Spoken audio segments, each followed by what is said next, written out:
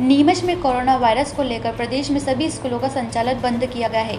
इसको लेकर पहले शासन ने ऑनलाइन पढ़ाई शुरू की थी, लेकिन शासन ने 18 जून को आदेश दिया था कि कक्षा पहली व 5वीं तक ऑनलाइन पढ़ाई बंद कर दी है, जिसको लेकर सोपाल संगठन द्वारा जबलपुर हाईकोर्ट में याचिका दायर की है।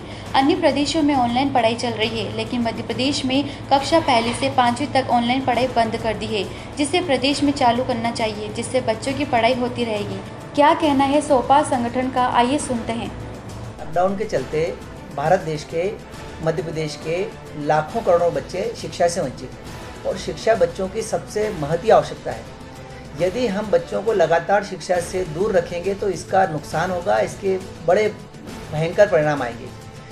मध्य प्रदेश सरकार ने कक्षा 1 से लगाकर 5वीं तक की ऑनलाइन क्लासों को बैन किया हुआ है। इसके विपरीत जो विकसित प्रदेश हैं जैसे महाराष्ट्र, कर्नाटक आदि क्षेत्रों में हाईकोर्ट ने और सरकार ने ऑनलाइन क्लासेस को अनुमति दी हुई है और वहाँ के बच्चे ऑनलाइन क्लासेस पढ़ रहे हैं। हम जो भी कंपटीशन एग्ज़ाम में जाएंगे तब हमको पूरे भारत देश के बच्चों से और युवाओं से कंपटीशन करना होगी। यदि मध्य प्रदेश के बच्चे शिक्षा से वंचित रहते हैं और दूसरे क्षेत्र के बच्चे पढ़ते हैं तो इसका नुकसान आने वाले समय में मध्य प्रदेश के बच्चों को होने वाला है। इसीलिए हमारी संस्था सोपास ने मध्य प्रदेश उच्च न्यायालय जबलपुर के समक्ष याचिका प्रस्तुत की है। देखिए, हमको इस प्रकार के विरोध के बजाय हमको प्रगतिशील और तकनीकी भारत को बनाना है, जहाँ पूरे विश्व में एक तरफ डिजिटल रूप से देश आगे बढ़ रहा है, जहाँ हम भारत को पूरा डिजिटल की तरह से आगे बढ़ा रहे हैं, जहाँ बच्चे घरों पर वैसे ऑलरेडी मोबाइल का उपयोग कर रहे हैं। ऐसे में यदि हम बच्चों को केवल ऑनलाइन शिक्षा के नाम से दूर रखेंगे तो इसका नुकसान आने वाले समय में होगा। हमारे उत्तर भारत के लोगों ने पहले अंग्रेजी और कंप्यूटर का भारी विरोध किया। इसका नुकसान हमारा क्षेत्र आज भी भुगत रहा है और इसका फ़ायदा उत्तर भारत के लोग आज भी उठा रहे हैं। यदि हमने प्रगतिशील कदम का समर्थन नहीं किया तो हम लंबे समय तक शिक्षा से वंचित रहेंगे और हमारे बच्चे सड़क पर गलियों में खेलेंगे, जिसका नुकसान हमारे ही प्रदेश को होने वाला है। ऑनलाइन पढ़ाई महत्ता है, आवश्यकता है और इसकी तरफ तकनीकी तरह हमको कदम बढ़ाना ही पड़ेगा और कदम बढ़ाना ही चाहिए। जो लोग विरोध कर रहे हैं उनको वापस अपने विचारों को रीथॉट देना चाहिए कि केवल स्कूल की फीस को लेकर शिक्षा से न जोड़ें।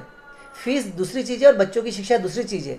हम कितनी भी ऊंची फीस हो लेकिन बच्चों को एजुकेशन दिलाना हमारी महत्ता है, और यदि घर बैठे हमको शिक्षा मिलती है तो हमारा समय भी बचता है, हम खुद स्कूल पर टीचर पर निगाह रख पाते हैं।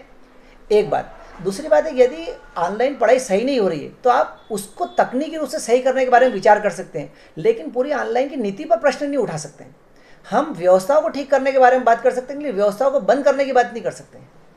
मैं इस संबंध में एक बात बोलना चाहता हूँ, पालकों को भी बोलना चाहता हूँ, समाज को भी बोलना चाहता हूँ कि शिक्षा एक ऐसी आवश्यकता है जो राष्ट्र निर्माण करती है, और उस प्रक्रिया को अगर अपन ने 6 महीने हो गए रोके हुए, एक निश्चित रूप से बच्चा जो है उदंड हो गया है, इनडिसिप्लिन्ड हो गया है, सेल्फिश हो गया है और घर पे बैठा हुआ सिर्फ क्या कर रहा है, घर पे वो केवल घर पे नहीं बैठ रहा है, वो बाज़ार में भी जा रहा है, घूम भी रहा है, खेल भी रहा है।